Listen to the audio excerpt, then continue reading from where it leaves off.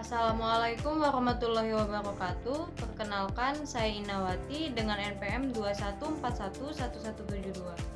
Di sini saya akan sedikit menjelaskan bagaimana sih langkah-langkah atau tahapan menyusun silabus. Yang pertama ada mengkaji kompetensi inti dan dasar. Silabus harus dimulai dengan menilai kompetensi inti dan dasar yang harus dicapai oleh peserta didik.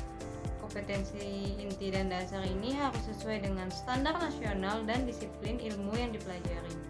Identifikasi kompetensi inti dan dasar ini penting untuk menentukan materi pokok yang harus dipelajari dan kegiatan pembelajaran yang harus dilakukan.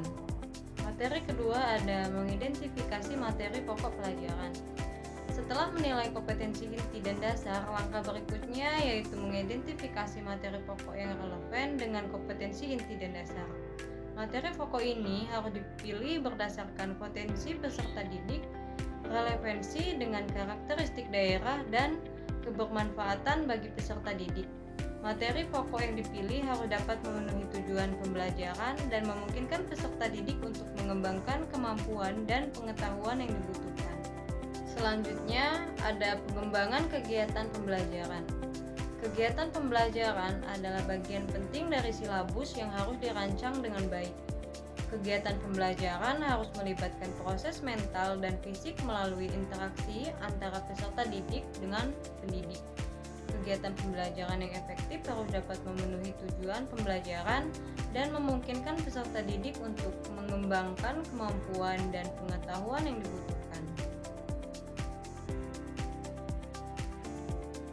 Selanjutnya yaitu menyusun silabus.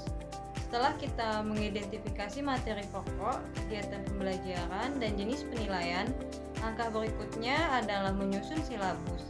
Silabus harus memuat identitas seperti nama sekolah, mata pelajaran, kelas atau semester, serta alokasi waktu yang dibutuhkan.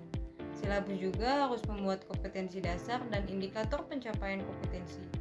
Materi pokok pembelajaran, kegiatan pembelajaran, jenis penilaian, dan alokasi waktu.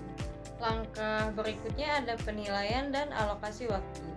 Penilaian dan alokasi waktu adalah bagian penting dari silabus yang harus kita rancang dengan baik.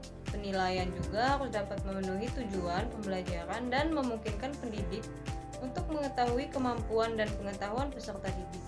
Alokasi waktu harus sesuai dengan kegiatan pembelajaran dan penilaian yang dipilih.